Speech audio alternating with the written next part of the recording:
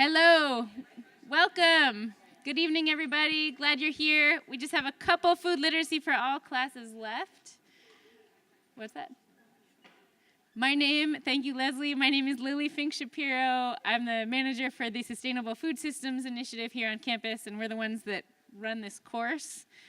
So before we introduce Dara, again, we just have a couple quick class announcements.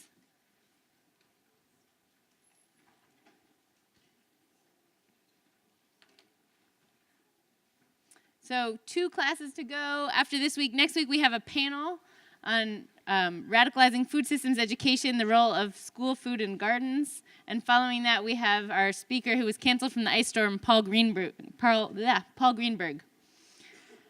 Tomorrow night, after you saw Dara here, if you want to come see her in Detroit or tell your Detroit friends, she's going to be speaking at the Vanguard CDC on East Grand Boulevard, 6 to 9, organized by the Detroit Black Community Food Security Network. Hope you can make it. If you haven't already been to D-Town Farm in Detroit, talk to Malik here. He will meet you there. You can get extra credit by volunteering with him on Saturdays or Sundays.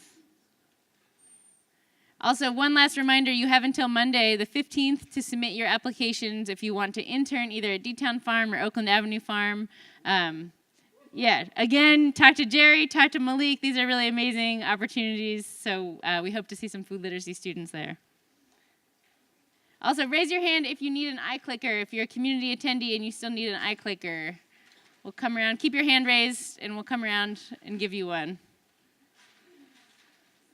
All right, and lastly, again, thank you to our sponsors. We have a long list. This is School for Environment and Sustainability, Office of Diversity, Equity, and Inclusion, the Center for Latin American and Caribbean Studies, SEAL, the CEW, Francis and Sydney Lewis Visiting Leaders Fund, Seed Wayne at Wayne State, the U of M School of Public Health, and the Urban and Regional Planning Program at Taubman. All right, and with that, I am going to invite up Malik Yakini, who has been on this stage many times in the past couple of years, but this is his first time this semester. Malik runs the Detroit Black Community Food Security Network, or co-runs it, and is working on all kinds of cool projects in Detroit. But really tonight, I'm sorry, Malik, it's not about you, so I'm not going to do a whole intro for you. I'm going to invite Malik to introduce Dara.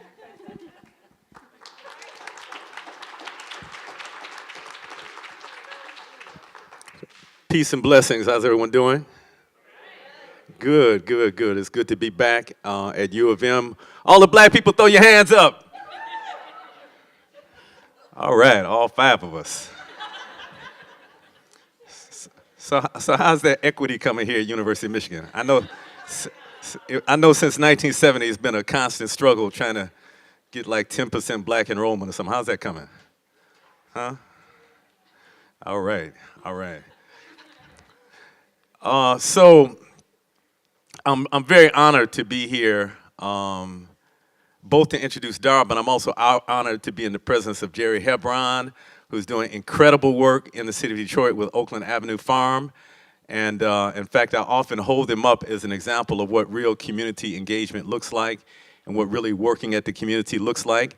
And so I'm honored always to be in her presence, and also my sister Renee Wallace, who's doing incredible work all over the place, doing all kinds of things with compost and helping people network and helping to move our food movement forward. So thank you. Then always it's a pleasure to be in Lily's presence as well. And in fact, we had a conversation on the phone this afternoon on the way here. She called me. I was bringing Dara up here, and I said to her, "What up, though?" And then I said, "Wow, that's the first time I ever said that to a white person." And so she was like, "Yeah, I'm honored." And I was like, "As you should be." So it's always a pleasure to be in Lily's presence as well. And Leslie, very good to see you again. So I first met Dara Cooper in about 2007. And interestingly, what's up, Alicia Alvarez? That's our attorney right there. Throw your hands up. With the Community Economic Development Clinic. But what's dope about her, she's not just our attorney, and she goes to bat for us with the city of Detroit, not with the city of Detroit, but I don't want to say against the city of Detroit, but in our negotiations with the city of Detroit. But also in addition to that, she actually volunteers at the farm. So she was helping us harvest spinach this past weekend. And if you go to DBCFSN's Facebook page, you can see actual documented evidence of an attorney harvesting spinach. Several people like that, by the way. I just want to let you know. I think that should be a requirement for attorneys, that they have to harvest spinach before they can argue cases. But I first met Dara in 2007, and I met her in something that had absolutely nothing to do with food. And that's one of the reasons I love and respect her so much. When I first met her, she was touring the country, and I think it was Assata Shakur's 60th birthday. Y'all know who Assata Shakur is? Two people do. Okay, three people do. So if you don't know who Assata Shakur is, I'm not going to go into that. I would advise you to Google her, look it up, because she's a seminal figure, a pillar within the Black liberation movement. And so Dara was touring the country really building support. Assata Shakur has been in exile in Cuba for the last several years after being liberated from prison. And I won't go into details about that. It's well documented. You can read about that. But she's been in exile in Cuba. And when y'all's current president came to power, they put some kind of reward on her head, increased the reward that was on her head. Anyway, Dara was touring the country raising support for Assata Shakur. And she also has done work around other Black political prisoners. So one of the reasons I love her so much is because she understands, unlike many food activists, that creating a fair and just food system is really just one part of this larger struggle to create a fair and just society. And so she kind of is able to make those linkages and understands that there really is no food justice without having justice in the overall society. So the fact that she understands that, and that the food work that she does is within the context of this larger work of liberation, is one of the reasons that I love her so much. So I'm going to read her official bio. She is currently based in Atlanta, Georgia. She's the co-founder and national organizer for the National Black Food and Justice Alliance, an alliance of Black-led organizations working towards Black food sovereignty and land justice throughout the United States. The organization that I lead, the Detroit Black Community Food Security Network, is also a member of the alliance, and we work very closely with Dara on a number of projects and issues.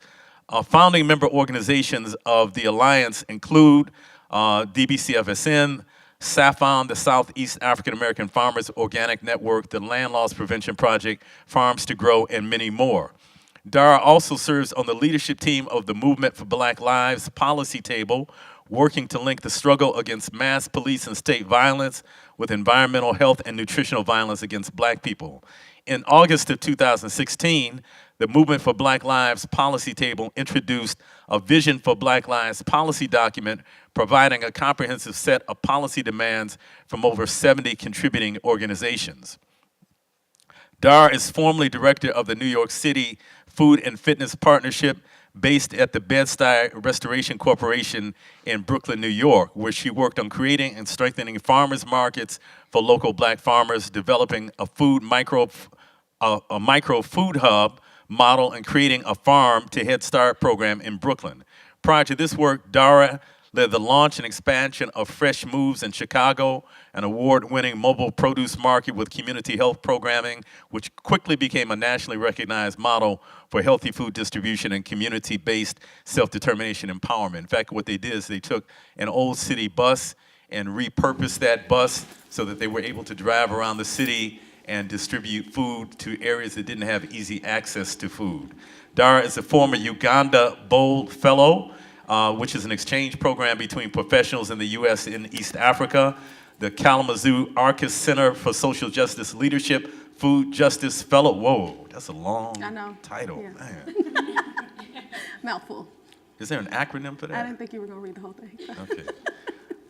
And also National Alliance Against Racist Political Repression Human Rights awardee.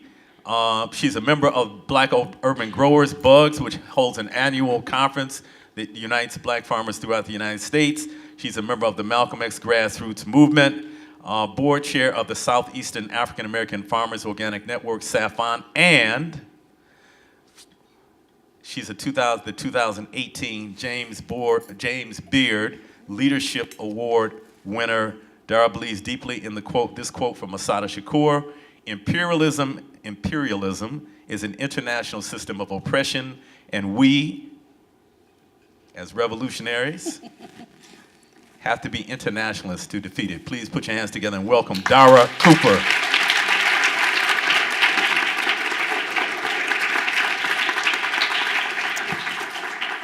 Thank you, thank you. Good evening. Ooh, that's a little lukewarm. Good evening. I'm gonna need some energy, family. Can we be family here? Get some exchanges happening? Okay, so I'm gonna warn y'all, I'm not half as funny as Malik at all, but I'm gonna try. But definitely share with you all. But I love energy, so as much energy as you can give me. I've been on a really long tour, so but it's such an incredible honor to be here. Thank you, Malik, for being one of my dearest comrades, mentors, just all of the above. I look up so much to the Detroit Black Community Food Security Network and all of the incredible work you all are doing in Detroit. Thank you for this incredible class. And so I'm super excited to dig in with you all and share with you all and find out, what y'all are up to as well. And so I'm really excited about that. So the title of this talk today is Black Feminist Freedom Dreams. We're going to talk about food sovereignty and the urgency of intersectional movement building, right? And so what a lot of that will be, or in this talk will be about is, just checking, just making sure it works. Will be a lot about defining the context around food justice, right? Will be rooted in a lot of, or just, running through some of the issues as we see it, some definitions around food justice, and then getting into some freedom dreaming from an intersectional Black feminist analysis. Does that sound exciting to you all? At least a little bit, kind of, sort of? Okay, great, yes. Thank you for the energy here. Before I start here, so through soil and struggle, as he mentioned, I'm with the National Black Food and Justice Alliance, but before that, let me say, I am the daughter of Iya Ifalola Omobola, who is an organizer, activist, cultural worker in Jackson, Mississippi, and also I come from a very long line of troublemakers. And I say that with the highest honor for troublemakers. Are there any other troublemakers in the room? Beautiful. I just want to know what kinship I have going on here, how many other comrades I got in the room. So beautiful. Hopefully by the end of this talk, I will see more hands up. Yeah?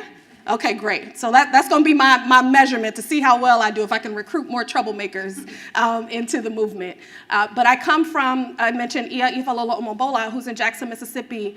But my grandmother, Ernestine Perry Ibaraturum, may she rest in peace, comes from Cleveland, Ohio. And she passed away about 10 years ago, raised me, and comes out of a long lineage of union organizing. She was a teacher, also organized locally in Cleveland to get the first Black mayor elected in Cleveland, Ohio, and also had the great honor with my grandfather, Hilbert Perry, may he rest in peace too, to be placed on Senator McCarthy's list. Anybody know what that means? Yeah. I see some folks in there. What does that mean? They were troublemakers, right? The good kind of troublemakers. It was this big, well, we can get into that later. But the point is they were doing great work and were targeted by the government at the time, who created this whole list of troublemakers basically to ostracize. And she had the great honor of being on that list. And I'm saying great honor because know also that the people who were on that list actually sacrificed a lot and were targeted. But it's an honor to come from her, and that's where a lot of my fight comes from. Her mother, let me say, and father, they come from Tennessee, in Johnson City, Tennessee. So I got into food work. Let me also share this about Malik. I got into food work. I think I was in Chicago. I'll share this a little bit later, how. But I'm in DC, and I think I went to my first conference in food many, many years ago. And I'm seeing like all these white faces, right? And very few, and the first Black face I see is Malik. I don't know if I told you this before. And we can talk about why that is significant if I need to share why, but just know that it was very significant for me. Because I had grown up hearing about my family's farms and from both sides of my family, my maternal side and my paternal side. I had grown up around a lot of Black people who had been very connected to land, who had been very connected to self-determination and growing their own food, right? I've grew up with so many stories about my family growing up on a farm. My grandmother used to tell me, if you can't catch it, kill it, cook it, and eat it yourself, you have no business eating it. I became a vegetarian because she grew up on a farm, so she was used to catching chickens, actually she didn't eat chicken anymore after being on the farm, but she was used to doing all of that, and that's what I grew up on, right? So my norm was understanding Black communities being connected to farms and being connected to growing our own food. So imagine me entering the food space in these professional settings and seeing no Black people, right? And so the assumption would be, are we here? Are we doing it? What's happening? So, anyway, long story short, I finally come into contact with folks who actually are doing it. And the reality is that the food movement needs to do a much better job of visibilizing the work that, let me say the mainstream food movement, because we have folks on the front line doing incredible work, like folks here in Detroit, but need to do a much better job of visibilizing folks. So what I found out was actually my family in Johnson City, Tennessee, they were actually pushed off of their land, which is how we ended up in Ohio, and how my mother nor myself, neither of us ended up on a farm, right, or connected to farm, but my grandmother did, right? And so again, that's the line that I come from, which is a long line of my grandmother, her mother, her mother's mother, her father, her father's father, they all come from this work, right? And so that tells me that me coming back to this is really important. Oh, I'm sorry, actually, I put this slide up here because the person in the middle is my mother. So that's, Ifalola there with all of our comrades, and there's one person to her right that should look familiar to y'all.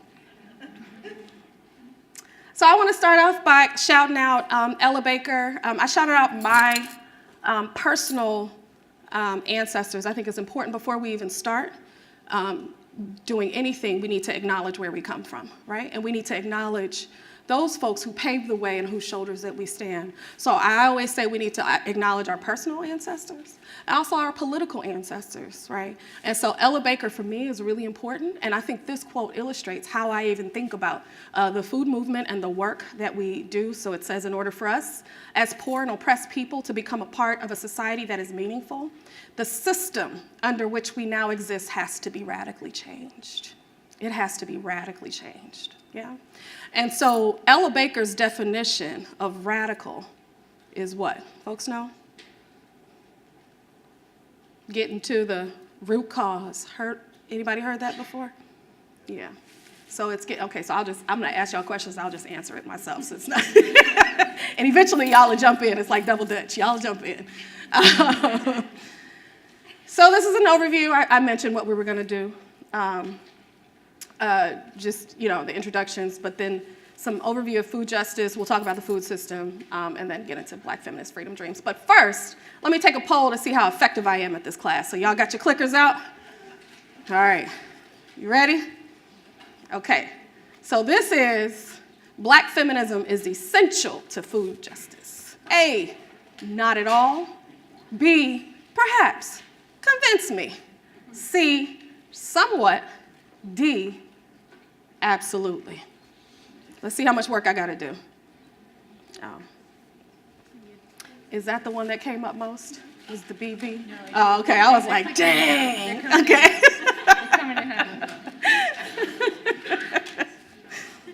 How do you see it? Oh, okay.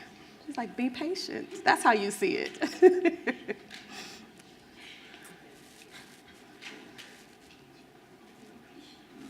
Okay. Okay, all right, okay, 81%. I was like, E, I forgot I didn't have an E. Beautiful. Okay, next one. This is a test. We need more accomplices in the movement. Some people talk about allies. I'm gonna talk a little bit later about actually accomplices. That's the next test. So A is, no, we don't. Wait a minute, what's that? B is, perhaps, convince me. C is, maybe. D is, absolutely.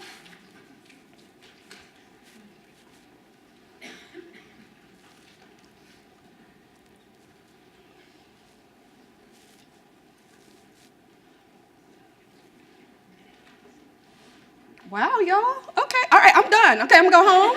Thank you. No? Nothing else to do here. My job is done. Beautiful. All right, one last one. Following is not an example of how race is systemic. A, Wagner Act, labor laws. B, redlining. C, Indian Removal Act. D, Pickford versus Glickman. E, trick question. They all are.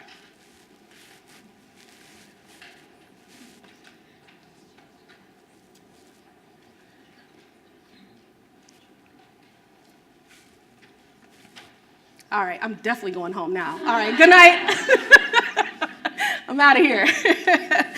All right, this is gonna be fun. Great. Okay, so hopefully it can be interactive. Okay, so let me share how I got into food justice. As Malik mentioned before, I'm an organizer, I'm an activist, I'm a troublemaker. But and at the heart of it all is I want to get free, and I want to see us free too. I want my people free, right? I understand that the context in which we're maneuvering right now, the system in which we're navigating, is designed not for us to thrive, but in fact for us to be exploited, and I want to see that changed. And so when I got involved in the food movement in various ways, it actually started through economic justice work, and I started listening to people's stories about how much they had to spend on the basic thing that they needed to survive, which was food, right? And heat, so their heating bills too, that was a big thing too. So it was like listening to people's stories in the community in Chicago. I was working a lot on the west side of Chicago, on the south side of Chicago, and just listening to that. And it made me, and I would see, I would see the visceral reaction from a lot of the folks that I was working with and the precarious situations that folks were like, really trying to navigate. And it just felt unfair to me. It also felt like something that I felt that connects to so much. And so that's what made me actually think about this slide. My visual skills aren't the best here, but y'all will work with me. My visual arts skills, rather. But I think that food and justice and food justice work relates to any issue you can think about in so many different ways, right? And so if we think about labor, for example, I'll talk about this, and we saw in the slide before that, and the question that y'all got really well, y'all did well on. But if we think about labor laws and how they were designed, right, there are two main professions that are excluded from labor laws protection. I'm sure this has been, y'all, how many weeks have y'all been in this? 10 weeks? So I'm sure y'all aced this. But what are the two, this is I'm gonna need y'all's input for real. What are the two professions of folks excluded from labor laws? Farm workers, ag workers, and restaurant workers, domestic workers too. Did y'all know that too? Okay. What's the ethnicity or race of folks at the time, labor law? Just take, at the time, these labor laws, black folks, and then later on, Latinx folks too, right? And so I'm sharing that because, I'm gonna share this again later, but we should know that these laws were enacted with a very explicit racial analysis to them, right? Or a racial intention behind it, to particularly exclude a population of people, right? So just the ways in which those were designed, we also have to think about solutions too, or else by default, we're gonna fall into the same system that are inherently racist, right? So it connects to labor in those ways, and thinking about who's excluded, thinking about all of the, come on in, family. And then folks on the floor, there are seats in the front if you want to come join us if you like, unless You want to sit on the floor. And you think about all the people who were excluded. Oh, Davida. Then you think about our labor system. And then also it's the largest sector, right, of the food movement. I'm sorry, largest sector, period, right, the food industry, right, when we think about ag and food workers and things of that nature. So that's one. I also thought about it, food justice, and I was compelled around health, too. So if we think about all of the ways in which our people experience health inequities, too, so heart disease, diabetes, cancer, you see a direct correlation between this food system and high rates of these diseases, and stress, too. So let me say the food system and stress. And particularly a racial correlation between all of these two, which we'll talk about in a second. Reproductive justice, education, prison industrial complex, the environment, climate, all of these things intersect with food justice, right? Let me lift up out of the education. There's all kinds of research that shows if a child experiences hunger, what does that do to their brain development, right? All of that has to do with the food movement and food justice. And so I say these intersect. Is there anything on here that I'm missing?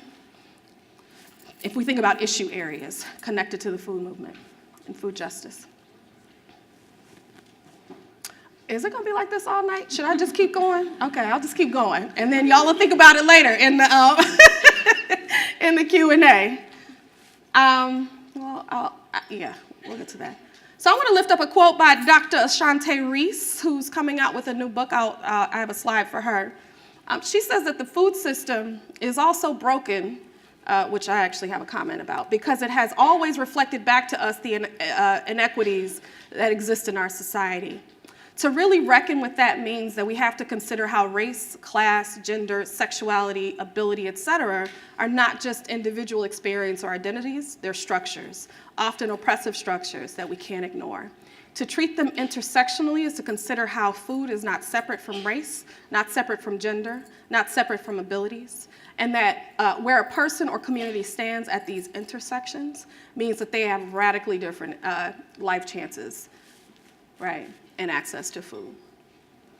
I have a comment around broken particularly, so some of us talk about the food system as broken. Folks heard that too. Some of us argue that the food system actually operates the way that it was designed to do, which is rooted in exploitation. Either way, her point still stands because we have to think intersectionally around all the systems that play into the conditions that we see, right? All right, so a lot of times when we talk about the food system, so let me warn you, this is like animation gone wrong. I'm gonna just give you a heads up. So a lot of times when people we'll talk about the food system, we'll talk about surface level stuff, right? Important stuff, right? Heart disease, diabetes, this is very serious, right? The obesity focus I actually have a strong disagreement with. I actually know that is actually not getting substantive into what is actually happening. I think it becomes size policing. I don't know how the frame of obesity helps us when we're really thinking about the root causes of the issues that we're addressing. I do think paying attention to heart disease, these are important, but there are a lot of other things underneath the surface of why we're in these conditions. See why I was saying the flow was a little off. But when we get down, so there is about access and proximity to food, right? But there's also all the factors that play into how we can access, be it affordability, right? Be it wages. Why are our wages so low where we can't afford good food? Get deeper in that, we start thinking about the concentration of wealth in this country. Getting deeper in that, we start thinking about white supremacy. We start thinking about sexist patriarchy. We start thinking about racial capitalism, ideally. That's the root causes of what we really want to get into if we're really serious about the justice part of food justice, right? And let me also say, if we're really serious about the justice part in food justice, then we're really going to be thinking about power. If you are not grappling with confronting existing power structures, there is no justice in your food justice. I'm gonna say that again later, just so y'all know. Just some quick stats around hunger, not to not to glance over it, what I argue is that, and I hope we all do, hunger is a violent phenomenon. Hunger is a violent phenomenon, right? To be experiencing this. And so and it has all kinds of ramifications, as we know. So households with children headed by single women who experience hunger in this country, 30%. Black households, 21%, when the national average is 11%. So and 11.8%.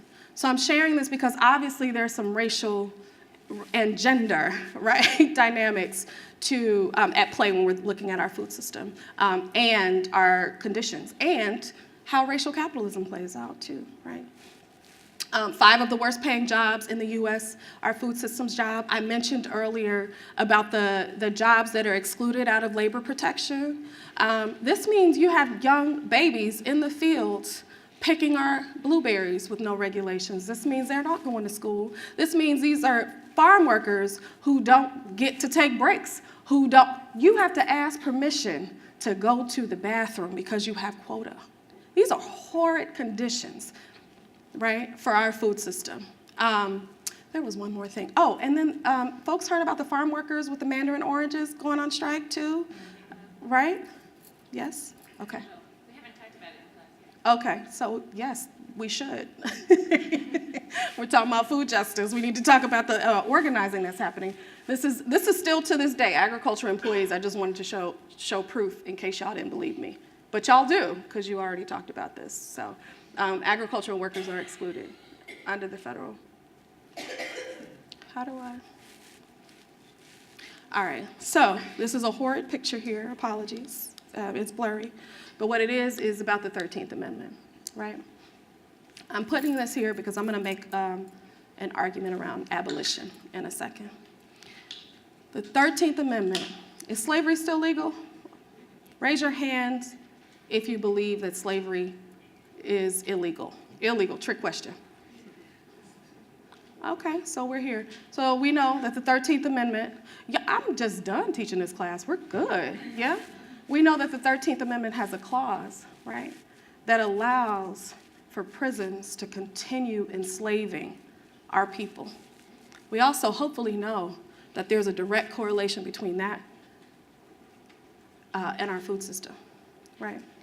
And so it's important that we think about the fact that if we care about, we talk about slavery in the past tense, right? So chattel slavery was a horrid condition.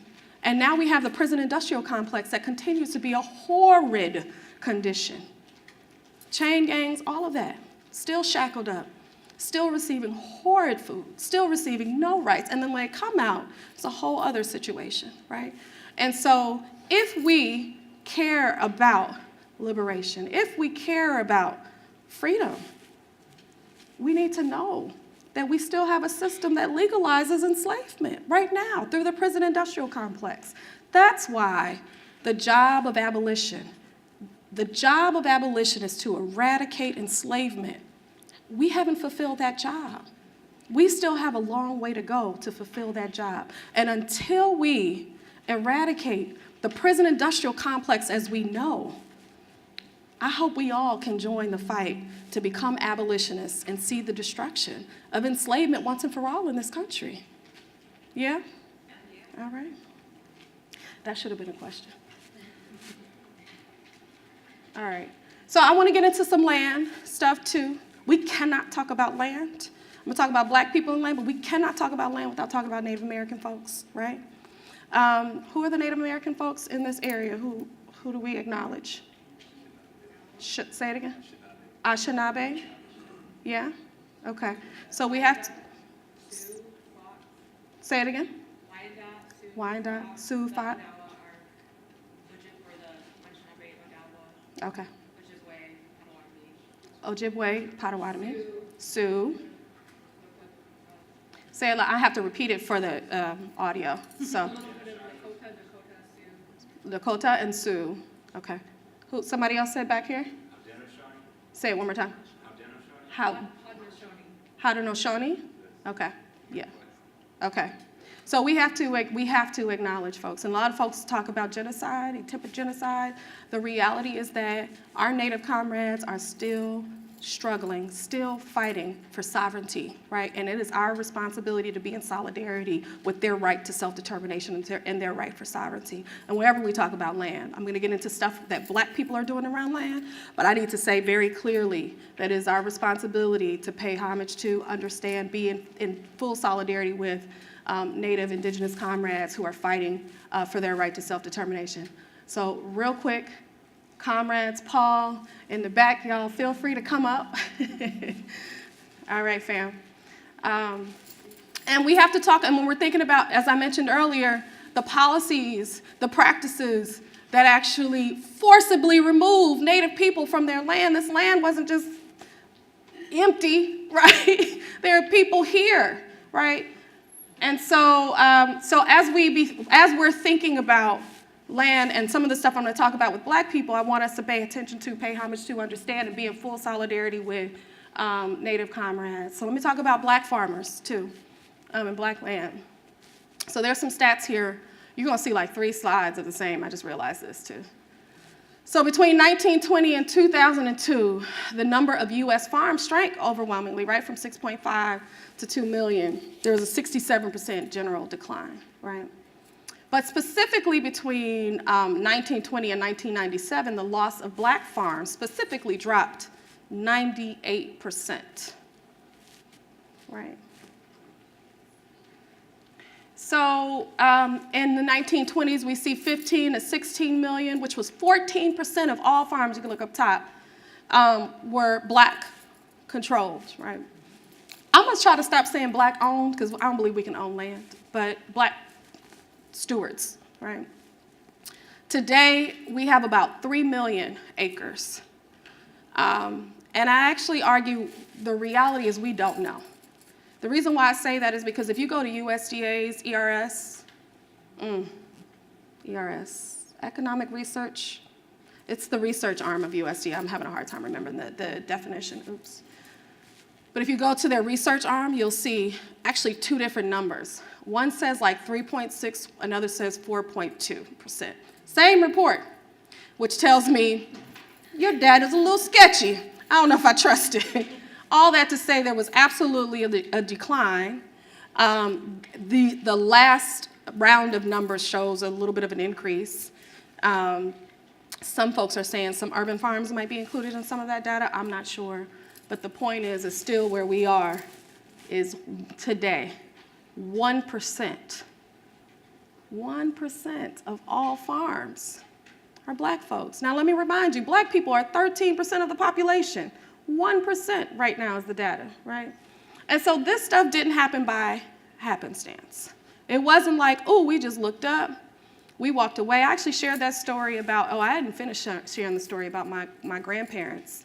I said that they grew up on farms and ended up in Ohio. The reason why they ended up in Ohio were white vigilantes. Actually, the sheriff's office, so the state in Tennessee, found out that my grandparents had a moonshine business. They had fruit pies. They were doing a lot of stuff with the fruits that they were growing off of the land. The sheriff's office had something to say about that. And the next thing that happened was my family had to move to Ohio to save their lives, right? Say that again? In the middle of the night. So when we talk about this great migration for Black folks coming up north for promised, right? The reality is that there was horrid white terror that was state sanctioned, horrid white terror that drove us off our land, y'all. So I actually took my family back to Tennessee to trace the records. It was a heart-wrenching experience. So I actually saw my family's land in the records. And then we traced it over time. Next thing you know, the city has it. They built all kind of development over it. It was a horrible thing, but the point is that this wasn't by accident. There's a really great documentary called Banished off of PBS. I suggest folks check it out. They actually trace stories of 3 Black towns and Black area, or where Black people used to be. And then you could see them actually go on the door and knock on someone's door that now is white owned, or the land is owned by white folks. And you have the director saying, just giving them some of the background of like where this land come from, and they were like, no, we bought it. We paid a whole $1 for it, you know. I mean, I'm exaggerating, but it was like a little bit of money, right? And the director is trying to tell them, listen, there's a whole long story of where this land actually came from, and it's heart-wrenching to watch, but it's a really important documentary that I think, and then I think there's so much more that we can talk about. So let me also say that this is not historical, this is today. So this is actually, may I ask you to silence your phones, please? This is today, y'all. So this is Eddie Wise and Dorothy Wise. Dorothy Wise, may she rest in peace, she passed. But this was a case that happened in Tillery, North Carolina. There was a hog farmer and grew all kinds of vegetables. The armed guards, marshals, came early in the morning to remove them. This was about 2 or 3 years ago in North Carolina. So they lost everything, had to move to a hotel, motel, and Eddie Wise is still there today. This just happened a couple years ago.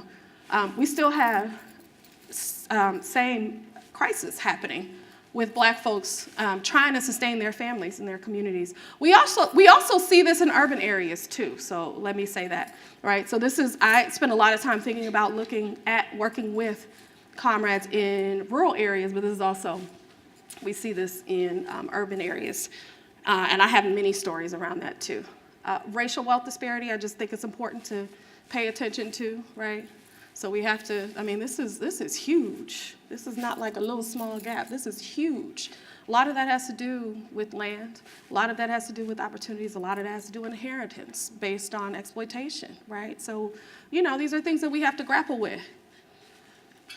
Some other things that I'm going to skip through, because we're talking about all the problems in the food system. I mean, all the problems, right? I'm going to skip through this because I believe y'all probably have gone through corporate consolidation, knowing y'all, yes? Okay, so we know about a handful of corporations own, we know all this. Okay, we got PhDs in this. Okay, great. Let's get to the, so I'm going to get up to, so I also heard that you all have already talked about food deserts, is that right? And that we frame it as food deserts now? That was a trick question. That was a trick question. So what I do think is important, I actually talk about redlining. And of course, I know you all have heard food apartheid, which I'll offer a definition in a little bit. But I do think redlining is also important to be thinking about for folks who understand banking and the Community Reinvestment Act and the history of that, where banks literally drew red lines around neighborhoods. This clicker, you gotta do a couple times. Okay, where do you point specifically? There we go. It's like funny acting. All right. So in Chicago, I use this just as an example. I don't know if they have newer maps, but it's still the same. So the reason why, I don't know what you all have heard about food deserts. I'm super curious about what has been framed as problematic. But from my explanation, what is problematic is the lack of intentionality behind what we understand in terms of what is actually happening. So with food redlining, that there's some like intentionality implied in that we can tell that this stuff and the conditions didn't happen just by accident, right? And so with this, we can see the maps, right? And we can see where there's a lot, and I also say the definition is horribly flawed too. So if you have a flawed definition, you're gonna get a flawed solution, right? So I'll talk about that in a second. But here in Chicago, you see these neighborhoods with a direct overlay with the brown neighborhoods, and the brown neighborhoods are what? What's the race? Black folks, yeah. So, yep, just kidding. All right, same neighborhoods, school closings. This is the beloved Mayor Rahm Emanuel. Okay, that was sarcasm for people. I forgot I'm being recorded. I'm kidding, but this was Rahm Emanuel's school closing. But same overlay here, Black communities, particularly some Latinx communities, but same overlay. And then when you see the homicide rates too, there's a direct correlation between all of these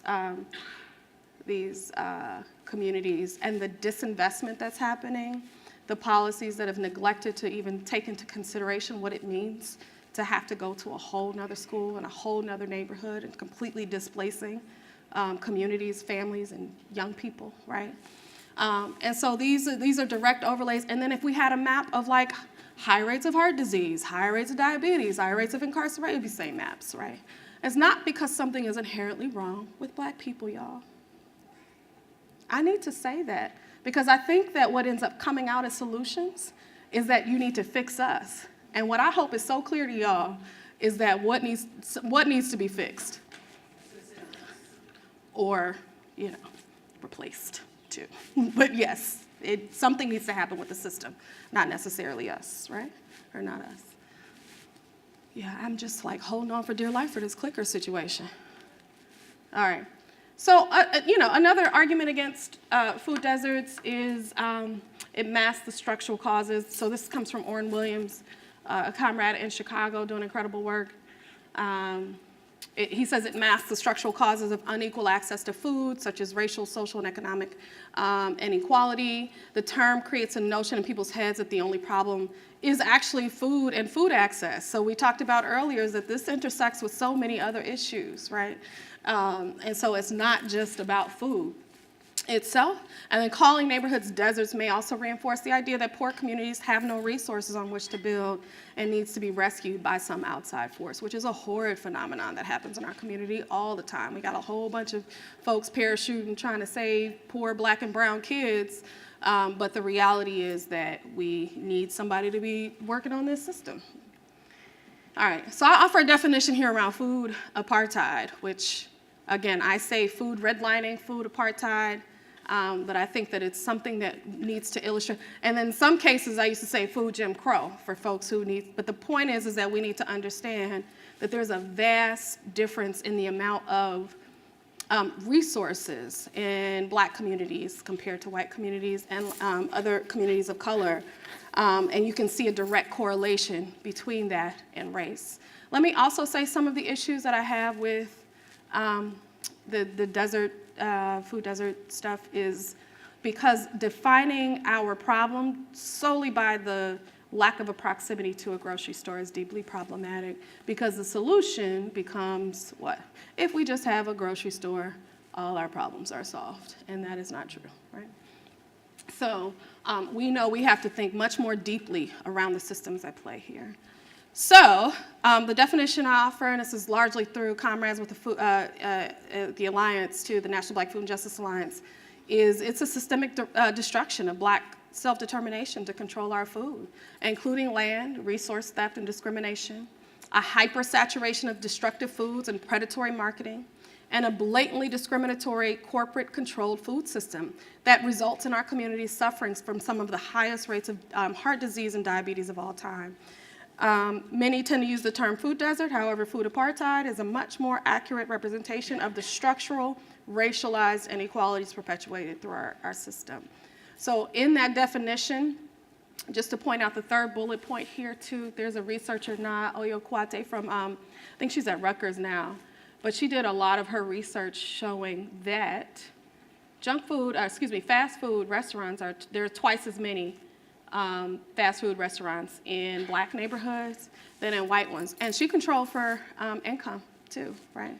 And so no matter what, there's a direct correlation between junk food industries, fast food industries, preying on Black communities specifically, right?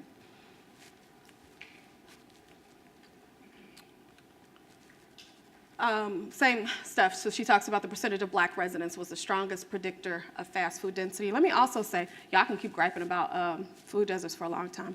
Let me also say too, even when we get a grocery store in our neighborhood too, I don't know how it is in Detroit, but in Chicago, Philadelphia, any other city I've lived in, it could be the same corporation, right? So be it a Jules or a Dominick's, whatever. It could be the same one. The one in a Black community, the type of fruits and vegetables and the quality versus the one in a, I swear to goodness, go to any other, I don't know if we see this in Detroit, but in any other neighborhoods, you don't have national, that's right, we talked about that, except for, okay. But go to any other ones where there are predominantly Black communities, you can see a stark contrast. In the film, what's Byron Hurt's film, Soul Food Junkies. Sonia Sanchez is in there in the film. She says that the fruits and vegetables in her neighborhood look like they're having a nervous breakdown. That's real. It's real, because you can see the stark contrast. And I actually saw, so there were some resources that came out of a lot of this, the healthy food financing resources that came out in Philadelphia. And I went to the grocery store to see what the solutions were. And I was just horridly just taken aback by the quality of fruits and vegetables there. And I was like, this is, the last thing I didn't say how I entered this too was that food for me is a demonstration of love. Like how we nourish our people, how we care for our people, the quality of that is how we demonstrate love. So when I walk into a store and I see some rotten meat and I see some rotten vegetables, how do I interpret your regard for me, right? Our people deserve better. We deserve dignity. We deserve nourishment. We deserve freshness, right? And so that's also why I take issue with it. So I talked a lot about how anti-Blackness specifically shows up in the food system. There's a whole international conversation that we should have. Don't know if we have time for that today, but particularly how this U.S. food system and government, particularly the policies that come out of it, this light is something else, how the policies undermine communities all over the world and their ability to be self-determining, and that we saturate junk into other people's communities. Sorry, not we, this government saturates junk and the corporations here. And excess, like rice, right? And wiping out, you can take Haiti, for example, who had beautifully nutritious rice, completely wiped out by the US market, right? And so there's all kinds of stuff through the IMF, World Bank, structural adjustment programs that we can talk about. But yeah, I have some more definitions because I love defining stuff. So I offer this definition for food justice for y'all. It's my gift to you and other people. So I say that food justice is a process whereby communities most impacted and exploited by our current corporate-controlled extractive agricultural system shifts power in order to reshape, redefine, and provide indigenous community-based solutions to accessing and control. Let me stop there, because we always talk about access. There's another issue I have with the food desert stuff. It's like, I can't access this. At the end of the day, who still controls the food system? We still have to ask those questions, right? And if we're having the same patterns of individual ownership and individual wealth accumulation, we're still not solving the problem too, right? So this is about accessing and controlling a food system. So including the means to produce food. It's humanizing, it's fair, it's healthy, it's accessible, it's racially equitable, it's environmentally sound, and it's just. Shout out to some food justice authors here coming out with or have already come out. So we have Leah Penniman, who came out with Farming While Black. Definitely, y'all should pick up all three of these books. Monica White, who is the former president of DBCFSN board. She came out with a book called Freedom Farmers, which I think is just extraordinarily monumental. So we hear a lot about the narrative around pain that Black people have to farming and land. This book uproots that and really gets us to connect back with the radical history and the importance of Black farming, and then also a major shout out to DBCFSN, but a lot of other folks who understand farming as resistance. And then also Ashante Reese, her book comes out the end of this month. It's called Black Food Geographies, also about self-determination and food access, and she also really digs in around food apartheid and some of the underlying structures at play with our conditions. That comes out the end of this month. And yours truly, I got to write the foreword to it, so that was pretty cool. Just real quick, and so I went through what is not just about our food system. Where we are now is what is just, what can be just. That's where we are in this particular piece. And the fact that food justice has been a part of our movements in different ways too. So I always like to shout out the Black Panther Party for self-defense because they had a free breakfast program, which was one of the many what they call survival programs. And their breakfast programs were developed throughout the country, serving 20,000 meals to children per week. It was the inspiration for what we now have, right, in terms of the free breakfast programs in school, the Black Panther Party, as we know. Okay, so I always have to shout out the work that I did before, because it is actually something that I'm deeply proud of, and I'm proud of it because I also think it's a lot we can learn from what we did with this too. So Fresh Moves was, as Malik mentioned, was and is, it still exists with Chicago urban growers in Chicago. But a bus we turned into a grocery store, right? And they kept saying, well, we don't have access, which we knew. So not only were we concerned about access, but we were also concerned that community owned the solutions to our own problems, right? So there were so many exciting things that came out of this project. One is we started I forgot what it was called, but it's basically this ticket program where you know how you give students rewards like candy if they are well behaved and all that stuff, whatever that means. Well, we gave them Fresh Moves tickets. And I have proof that this young man used his fresh tickets for broccoli. So don't tell me that young people don't want to eat well. Don't tell me they don't know nothing about nutrition. Because I used to call him Lil Malcolm when he used to come on the bus. Y'all know why. But this brother came and was like, because we used to sell like little bags of grapes and strawberries and, and I was like, you want that? He was like, no, I want broccoli. I was like, right on. So I have a picture to prove it. We would roll up on schools and we actually would beat out the ice cream truck. I swear.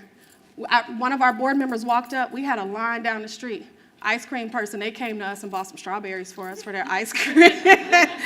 But it was because it was hot and so we had the kids behind the counter bagging up stuff. It was theirs. And there's just something really just dope about when it's yours, right? And when you have a place where you belong and that that this is for you, right? And so it was super successful.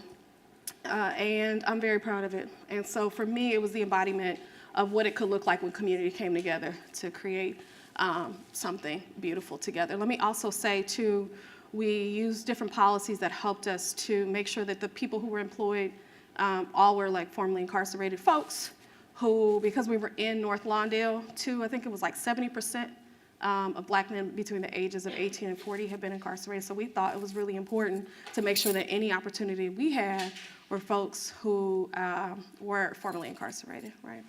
And so there were all kinds of different ways that we were thinking about. We used to take off for Asada's Day, November 2nd. We got to make up our own rules, right? So it was great. That was Fresh Moves. Other examples I always talk about, so we know DBCFSN, but SAFON, Southeastern African American Farmers Organic Network. So I just try to lift up dope people doing great work around the country. I'm gonna skip through this. So I think I have 10 minutes left. All right, so this is the National Black Food and Justice Alliance. Let me just say real quick too, how we do want people to be thinking about problems and solutions, ideally in a more radical way. And I said radical means what? From Ella Baker.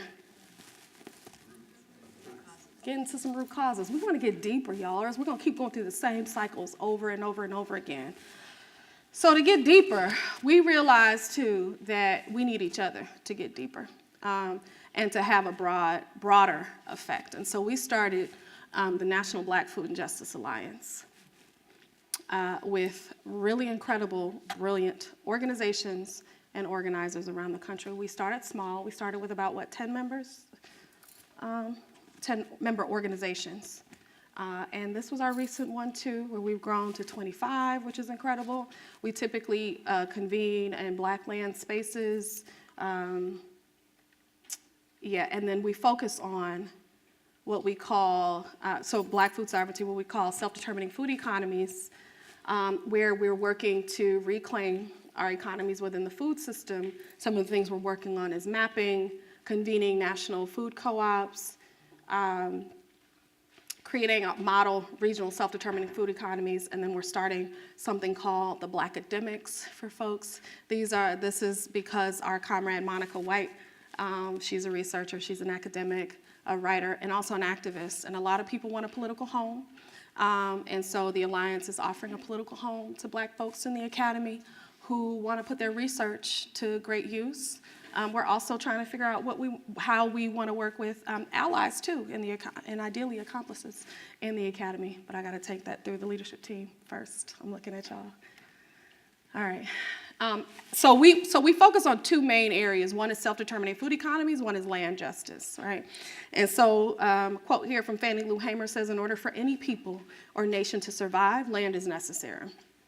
Cooperative ownership of land opens the door to many opportunities for group development of economic enterprises, which develop the total community rather than create monopolies that monopolize the resources of a community. So we're looking at all of our people, as I mentioned earlier. So we launched what's called the Black Land and Power Project, and that is what we designed, what we talk about, build, fight, and fund. So we are working with community land trusts. Folks know that y'all got to hear from one of the first folks that did community land trust in this country. Who was that? Hey, and the organization was?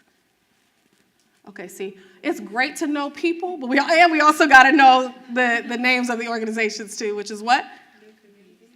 New Communities. I was like, you don't count, do you? But you do. You can participate. You do count. You can participate. So New Communities, which grew out of what organization and what organizing? Anybody know? They came to the South to organize, well, actually, many of them were already in the South. But they set up a chapter, particularly in Albany. This was a very well-known student. Yes, SNCC. Good job, y'all. I should have had that I should have done that too, to just quiz y'all on Ms. Sherrod's presentation. So they grew out of that. As y'all know, you had organizers who were trying to register people to vote and organize folks.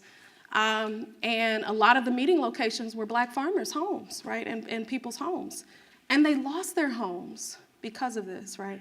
And because of that, they got together to say, what can we do collectively? And started what we now know as the first community land trust organized legally in this country, right? We know we have many other examples of all kinds of iterations of communities coming together around land, but that's one that we lift up as one of the original legal structures around community land trusts. And so that's what we're interested in, is other folks who are organizing Black land trust or community land trusts. We're also interested in resistance, so building up trainers around the country to fight for land reform that needs to happen. We need massive land reform. That's what this is connected to. So we want to save some land and help fight in solidarity with other comrades, and we want to see how all of our issues intersect and how we can get to root causes and ultimately build a strong movement around land reform. And so that's the fight part, and then fund is because we need to fund this work, right? And we need to fund to save and protect a lot of the Black land institutions that we do know and have, and we also need to grow the movement. And so that's what the fund is for. Some of our key principles are here too. We believe deeply in self-determination, collective work, deep democracy. We believe in being intergenerational. The work is also rooted in reparations, radical ecology, and radical Black feminism, which is what I'm going to get into now in the 4 minutes. Okay, in the 5 minutes I have left here. Wow, that goes so fast. Okay. So I'm going to cite Combahee River Collective, which says, if Black women were free, it would mean that everyone else would have to be free, since our freedom would necessitate the destruction of all the systems of oppression. So they are socialists, and we are, because we believe that the work must be organized for the collective benefit of those who do the work and create the products, not for the profit of the bosses, but it should be for the people who are actually doing the work.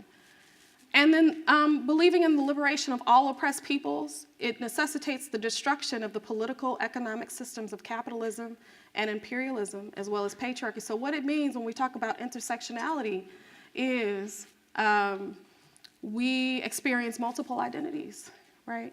and multiple ways of being oppressed at the same time. So as a Black woman, I can't pick and choose how I experience oppression, right? I can't pick or which type of oppression I want to focus on. But for the first time, this was like language for us to be like, oh, wow, there are multiple ways we are oppressed, via our race, via our gender, via class. And so in order to be thinking about liberation, we have to be intersectional in the way we understand oppression, right?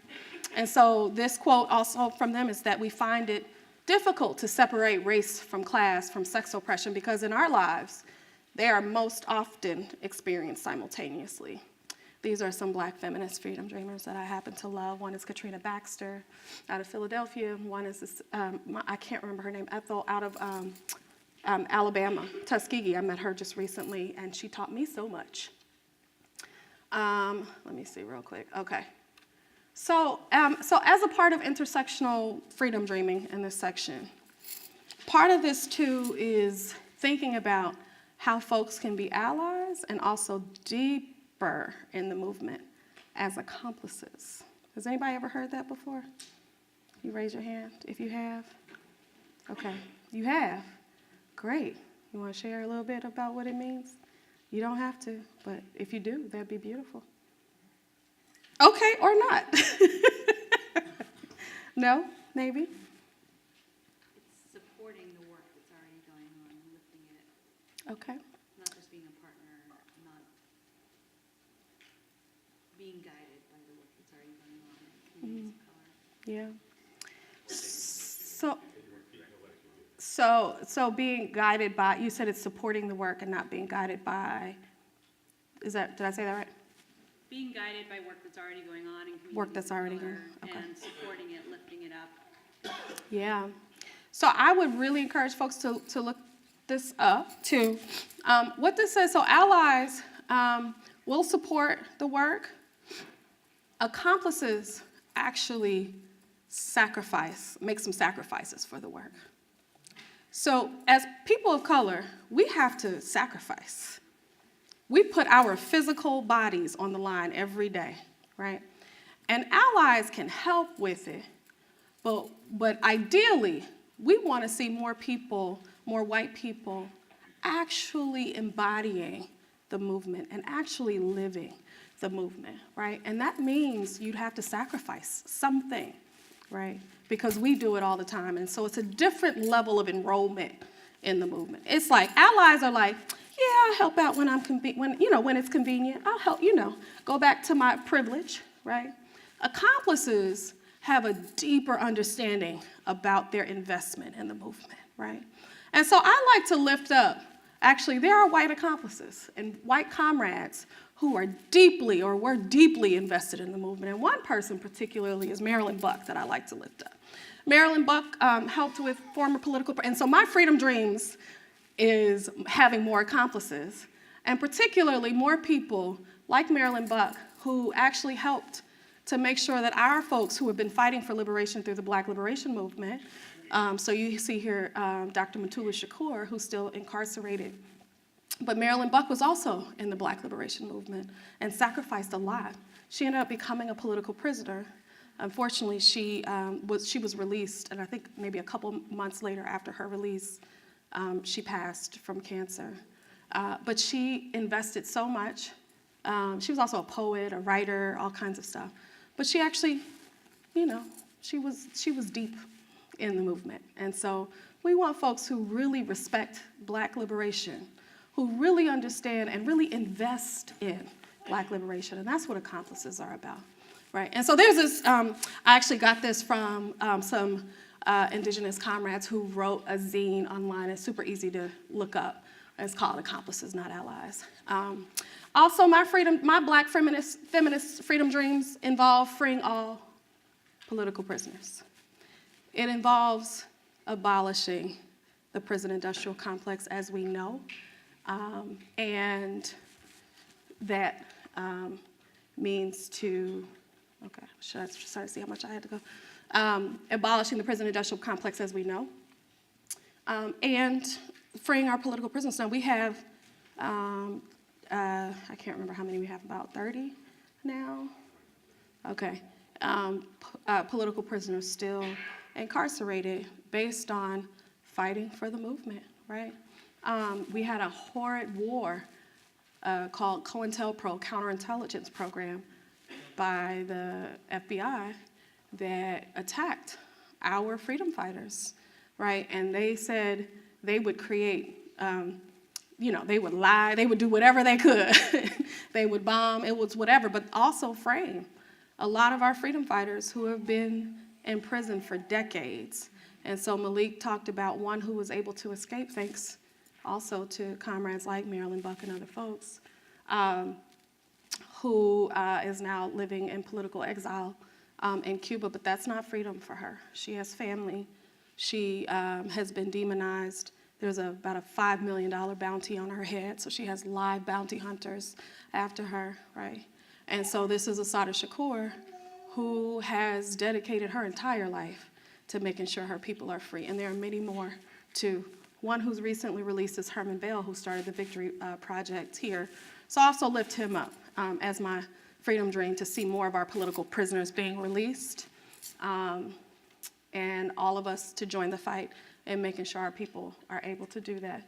I'm gonna skip past this, but this is some more of my freedom dreams, because I think we're a little bit at time. And shout out the Movement for Black Lives. Yeah, and this is good. I'm gonna end with the next slide. So now we can do questions. Or we can clap. Thank you.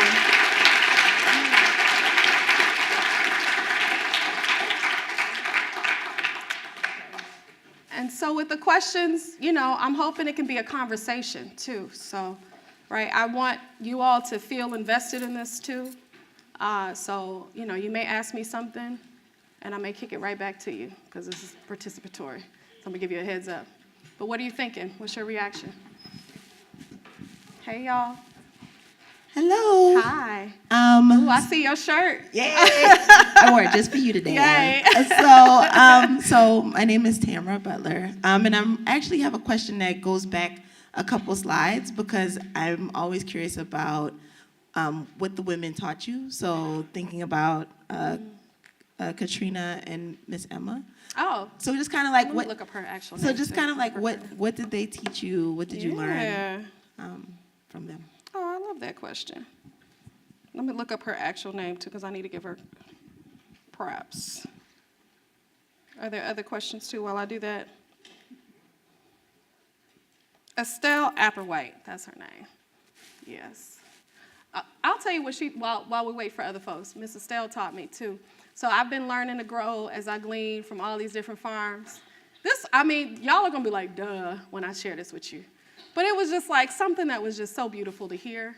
So she was like, a couple things. I'm trying to grow in my backyard, but I have these deer, right? I plant stuff, and they come over like, thank you, I'll take that, So she was giving me a lot of advice, but basically just how to nurture plants. She was like, what do you need to survive, right? And basically, it was like food and water. And she was like, what do you think plants need to survive, right? And I was like, oh, yeah, So it's just those kinds of conversations. What food means, how she got into it was just amazing. And then how food brings people together, too. Katrina's the same thing. She's an organizer in Philadelphia. She's an urban farmer, also one of our founding members, too. I was just shouting her out because she's brilliant. One of my dear comrades that I admire, and a Black feminist who grows, resists. She has this just fighting spirit that I love dearly. So thank you for that question. Other folks? Come on, y'all. Any thoughts? Y'all want me to scroll back some? Thank you. I think we need a mic, though. And can you say your name and something cool about yourself, too? Okay, sorry, no pressure. My name's Nate. I actually just moved here about 3 days ago from From Vermont. where? And Vermont? I had a question about your grocery store on wheels in Chicago. And where and how did you source your produce that was put on that bus? Yeah. And what sort of pricing structure did you use in order to distribute that food in those areas of need? Yeah, that's a great question. So we sourced commercially when we first started, meaning like there was this place called Goodness Greenness and another place, I don't even know if Goodness Greenness is still around. But the deeper we got into it, we started actually creating a policy where a percentage of that was locally sourced, and particularly Black locally sourced, and then, broader locally sourced too. I think at one point we got to like 40% local, which was amazing. Chicago, winter. This is amazing. If nobody else is like, oh, y'all in Detroit, y'all know, it's amazing. So we sourced from a lot of farmers in Pembroke, Illinois, which is what I call a maroon town, in Kankakee, about an hour outside of Chicago. So that was where we sourced from. We also at the time sourced from Growing Power and a lot of farmers in the area that would sell in Lincoln Park too. So yeah, we would source from a lot of those folks.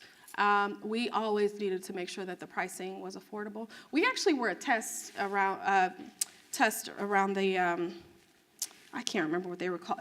It was like double bucks, I think is what it became.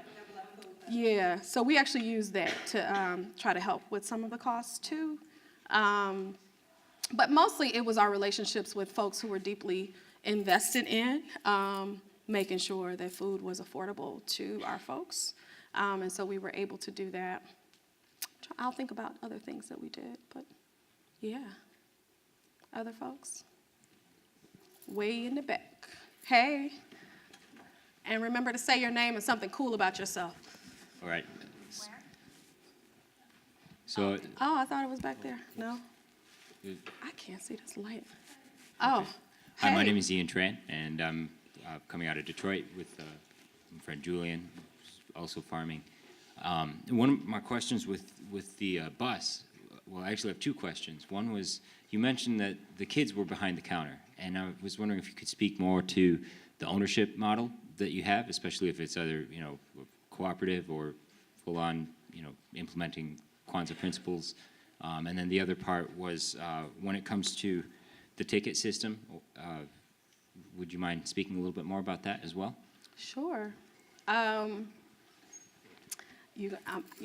Both of y'all are making me go like way back in my brain here. Okay, so the first was the ownership. So it was a nonprofit, right? So we weren't, and that doesn't mean anything because co-ops can be nonprofit too. So we weren't structured legally, I guess, as a co-op, but it was the approach, a co-op approach to it, right? And as an organizer, that's what I believe in, is making sure that this isn't benefiting, is that it is benefiting the many, right? And so, and you can tell that in the approach of the work. And so everybody had a place in this work, and that's, and benefited from it too. So one thing I forgot to mention is, y'all know like the gun exchange stuff that people would do. We would do that with like flaming hot Cheetos and junk food. So we would try, and real talk. I wish, I do have a picture of this. I didn't put it here. But I would have kids coming in and like trading me junk food for fresh. I know, he's shaking his head. I promise you, I'm serious. They would do it. They would trade in their junk food for fresh produce, right? This is what would be like mind-blowing to me, is I would watch, and so then I moved to Brooklyn and other places, and I would watch folks come into our community saying, we need to teach these folks how to eat, and I'm like, but baby, there's so much brilliance in our communities. Like, why are y'all negating that? Like, it's so much brilliance. And so, real talk, they would trade. We also took over, I don't know how this will go, but we did. We took over a candy room in the school and turned it into the fresh produce room, and worked with the candy lady to then start saying, well, instead of candy, let's do, strawberries and bananas and grapes, and it actually worked really well in the schools. Again, kids were excited because they were in it. Your second question, the tickets. Same thing. It was like talking to the teachers about, so it's like cultural shifts that, we've adopted in our teachers, where we just notice they were passing out candy when, we were like, how about, actually, no, we were in conversation with a teacher. And we would just co-curate stuff together and just come up with some ideas, and that was one. It was like, what if we just handed out tickets? And we did, and it was really cool, so. Thank you. 1, 2, 3, okay, let's stack them. I thought you didn't have yours in the I'm gonna back. do the Okay, I question thought I in the saw a back. hand back there. Thank you. My name is Taryn. I'm an undergrad in program in the environment. I guess the cool thing about me is I got my GED before coming here. Yes. And my question was, I really, really appreciated your focus on radical solutions in the sense of attacking the root causes. And I was hoping you could suggest some of the ways that you think are going to be most effective to attack the root causes of the injustice in the food system, like capitalism and white supremacy. Yeah, we gotta organize. Let's stack the questions, but I'm gonna start with organizing. It's definitely one. When I say stack, that means let's just ask them, and then.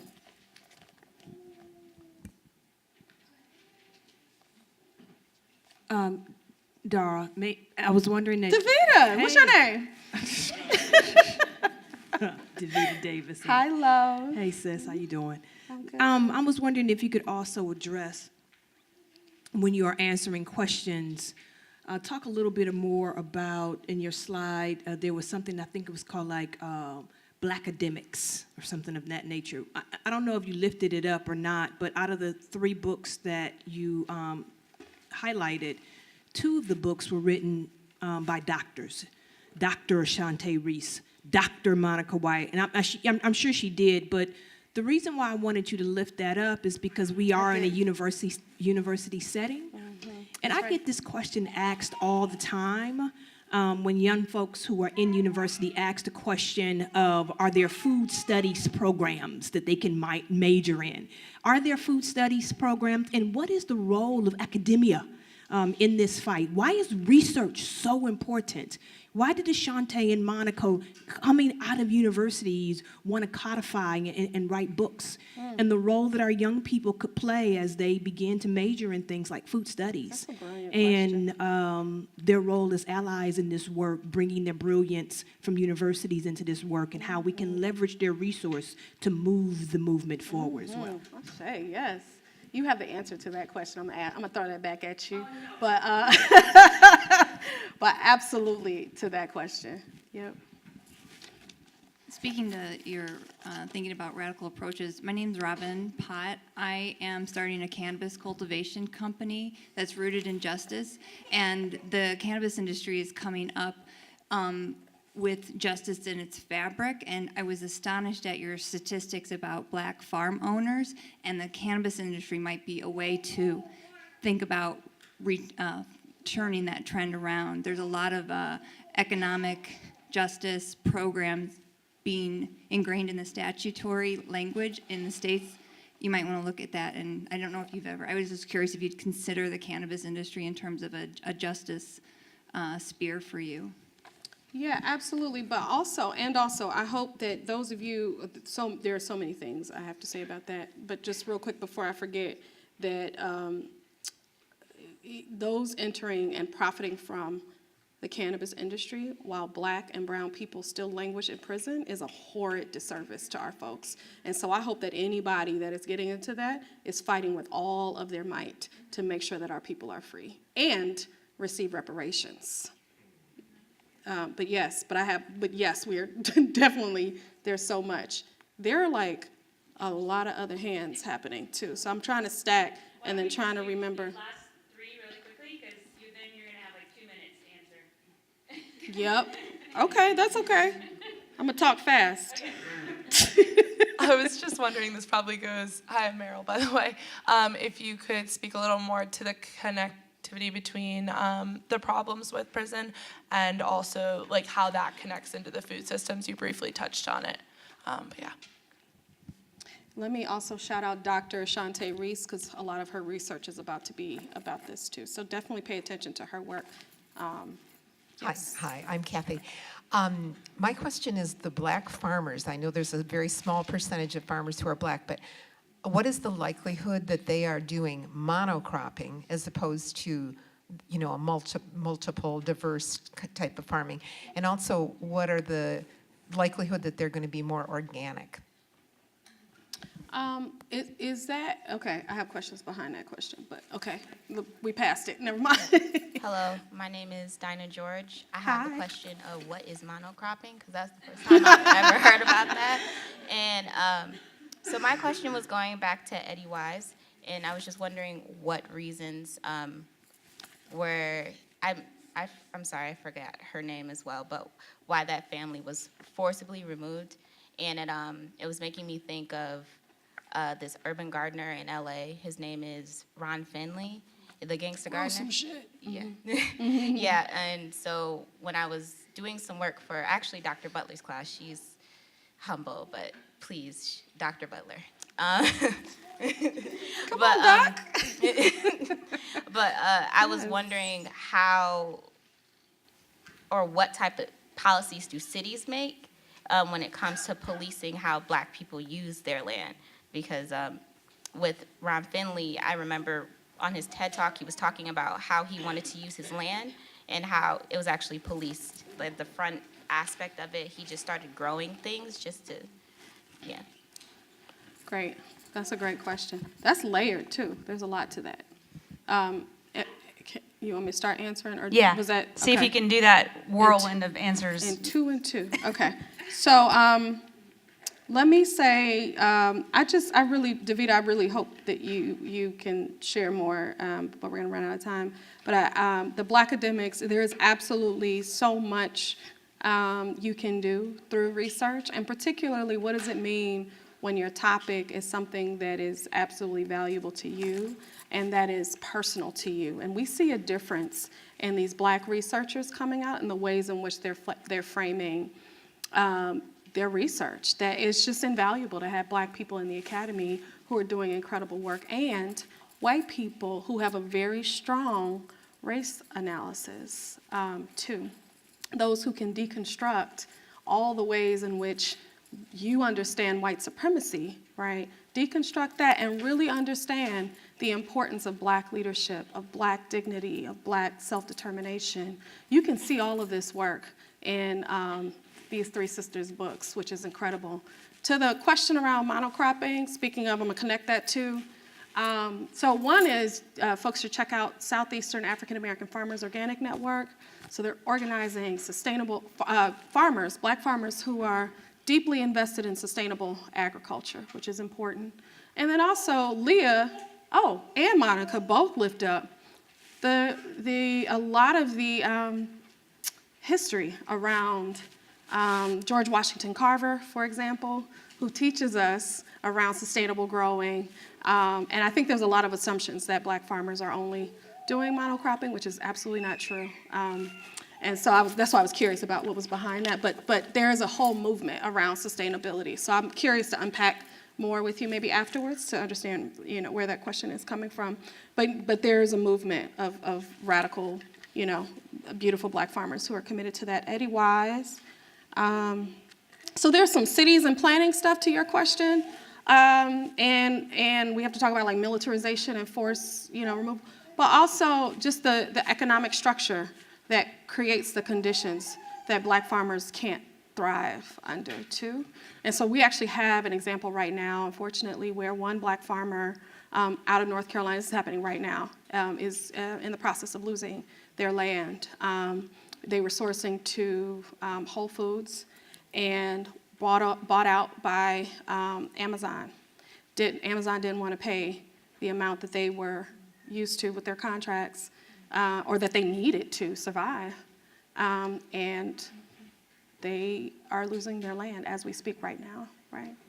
And so there's some policing involved and to enforce, because there will be armed guards and all this stuff that happens. Before that, we have to look at the economic systems that really thrive off of our own exploitation. And this is why we need to be fighting for root causes and much more radical change that we need, yeah. So I think that is my time. I am here to hang out, apparently, but thank you.